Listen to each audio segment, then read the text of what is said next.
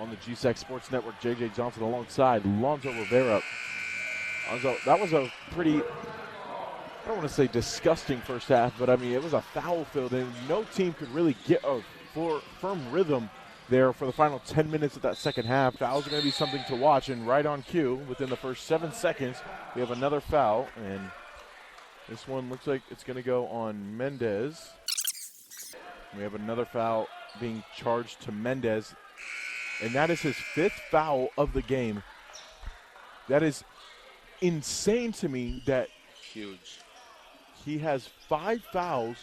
We just started the second. I don't think I've ever seen that, Lonzo, where a coach left his guy in out to dry like that. But obviously, Oriole coming off the bench, he is more than content with that as Seton misses the mid-range jump shot. Carter gives it out to Shores. Mid-range, money.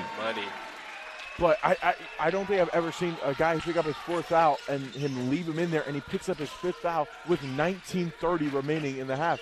Insane, but as we mentioned, as more fouls, as we've already had 3 fouls in the first 42 seconds of this half. Shores does a good job stealing the ball, and another foul. This one is going to go against Oriole. Just go ahead and chalk up tomorrow's GSAC championship game as a Sunday start time, because at this rate, we'll be here all night. But Coach Stark certainly has more depth. The problem is they don't have as much scoring as Oriole kept that heel up off the line. Great box up by Ramirez, but apparently it was too good, and it's another foul. Textbook. I gotta say, that was, as someone who boxed out a lot, that was a textbook box up by Ramirez, and it wasn't like he undercut him. He was already engaged in the box out before he jumped in the air. That is just a terrible call, and shocker. I'm about to put this headset down. No, that is 2 fouls in less than a minute and a half. I got to go to bed. Alonzo, I got to go broadcast 2 more games tomorrow for our softball team. At this point, I'm not going to make it on time. That shot is long. Shores corrals that one, and he's going to pitter-patter the dribble through. Lowry wants a 3-ball in that corner. Not his night. Siamu with the rebound, as both sides have struggled from 3 so far. And that's going to be Siamu's first rebound, but I'm really happy he's in the game now. He's proven a lot as C sinks in a 3-point shot. Right on cue, CE says, I am not struggling from downtown. Harper continues to just get buckets tonight. He's got 24 of their 40. Williams fires over to CE. Lowry put a hand in his face. Was it enough, though? No, it was not. CE shakes his head as if to answer the question. These 2 sides, we were talking about the 3-point battle. They are a combined 7 of 32 from deep, so not the percentage you're looking for. Russo's trying to get active again. Puts it up right hand, could not get that one. He's going to pursue the loose ball, and there's a whistle, which could only mean one thing. There's a foul.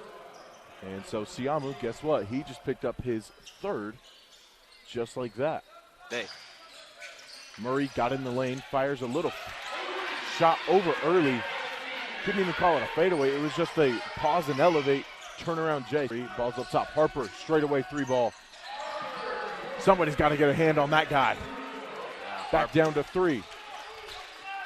Harper single-handedly keeping the Masters in this game, while the rest of his teammates are still struggling to find their offensive game. Williams says, I don't need any time to get hot.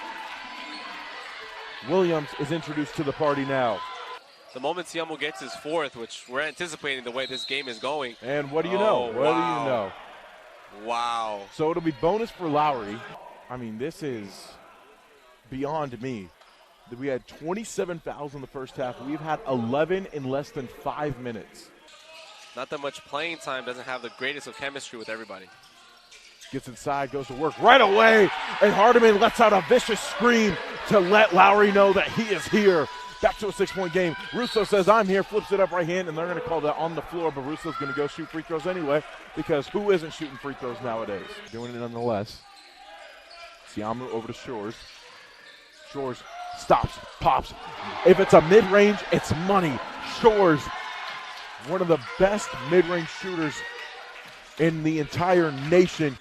So because of the situation where the trainer comes onto the floor, Shores has to check out. And because of that, the Masters are allowed to choose the shooter, and of course they choose the guy who's below 50% in Siamu. We're going to make it 2 for 2, and he does, making the Masters pay for that one. Says, don't you ever choose me to shoot a free throw again. A little sign of disrespect there, but shut down. Now it's going to be Harper's turn. Harper, step back 3. Williams could only pray that he misses, and he does. Carter just turned the ball over, picked up by Russo to go. Caruso picked it up early and got off it after just 2 steps. Looked funky, but Caruso is somebody who looks unconventional all the time, but somehow makes it work, and he's really effective. Stengel gets to his left hand, inside hand finish, and the Masters have retaken the lead. Ball way offline. Oriole comes up with it, and now it's outlet to Russo. One more to Lowry. Over to Harper. Harper gets inside. Williams, good vertical contest, but Harper continues his absolutely magnificent game. He's got 36 tonight, over half of the Masters points. Tomorrow's game. Shores has 7 on the shot clock. Drives, kick. Ramirez, corner pocket, 3 ball. He's got it! Retaking the lead there. Coach Check is fired up. He's in a stance, slapping the floor. 1 point lead for the Royals. Crowd is now back into it, starting to feel the urgency. We're coming down the stretch here on the GSAC Sports Network. 1 point game. Couldn't ask for anything more. Sorry, and no Mendez as they both fouled out. Mendez fouling out a long time ago with 19 and some change left. And that one. CE's triple! He's got it! Two sides whose previous matchups this season decided by an average margin of 5 points. Single-digit ball games each time. And now we're looking like we're going to have a repeat of that tonight. The Masters currently leading by 1. They had a slow start, came back to life, but really it was Harper who has carried them. 36 points for him. Nobody has been able to guard him. Gets inside, kick out. Williams, wide open 3. That one's offline, tipped around. Shores finds his way to the ball. Mid-range pull-up, he's got it. Back to a 1 point game. Telling his guys they just need one stop right now. But they leave Harper wide open. He just drew air. It was last touched by Ramirez. The shot clock reset. And that shot clock looks a little bit too low where it was. Oh, Russo, a heading play. Threw it off his back, but he smoked the layup. The ball is loose. Body's on the floor once again. And we've got a held ball, jump ball, as Russo is mounted himself. Oh, my goodness gracious. A heady play, but just $1 million move and a 10-cent finish. He would have given him a hard time. Meanwhile, Early flips the ball up in the air. Russo's going to play tips. Whole Hope International bench wanted an offensive foul, but they didn't get it. Officials have finally swallowed their whistle. 60 seconds to play now. Hope International down by 3. Out there, and the reason for that is because even though he has the 4 fouls, and you think about defensive purposes, he wants CE on the floor. Because he doesn't have a timeout, he won't be able to manually sub him back in the game for offense. So he's going to keep him in right now. Dribble flip to Russo. Russo now has Ramirez switch on him. Drive, kick, Stengel, big shot fake. 16 on the shot clock. Now it's Oriole with the ball, gives it over to Russo. Drives baseline. He's going to work his way down in the post, and he's tripped up by Williams. Coach Check is begging for a travel call, and he is losing his mind right now. He's got to be careful, considering the Masters free throw shooting low so far today. Shores going to go for a dribble handoff. No. He's going to turn it down. He's been dribbling for a while now. Gets it off to CE. CE receives a Ramirez screen. Gets around Lowry. Gets inside. Steps through. Leaves it off for Williams. Big shot fake. Gives it out. Carter. Now there's 10 seconds. He's going to get inside. Lays it up. Stengel. Harper has the ball. Now he's going to hold off, and he's going to be fouled. The clock did not start right away. And they're actually going to only reset it to 6.5. That is very generous in favor of the host team, the Royals. 6.5 remain. Crowd on the baseline trying to do that distraction. Remember, Hope International, no timeouts. The Masters do have one. Harper sinks the second one. 6.5 remaining. It's a 2-point ball game. CE's going to come around on the loop. 5 seconds, 4 seconds. CE's coming down the right side. He's driving baseline. Stop, pop, mid-range. He's got it!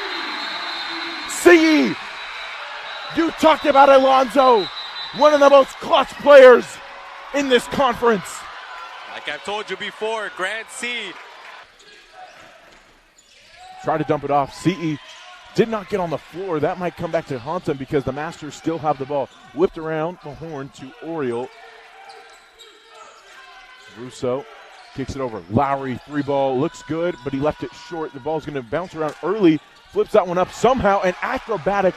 He halfway spun through the air. It was like a half 180 and turned his way back opposite the way he was spinning and laid it up underneath the rim. What a layup to retake the lead. I'm just going to let you explain that one as much as you possibly can. That was just a great show of athleticism. There, gets inside. Nice dime over to Siamu. We've got another tie game. That's one thing also is these two teams have gotten plenty of shots up, and it's been because they've taken care of the ball. just 15 turnovers between the two of them combined. Harper throws his head back, trying to draw a foul on CE, lays up the right hand, and got a friendly roll. Tough finish there for him. It's back to a 3-point game.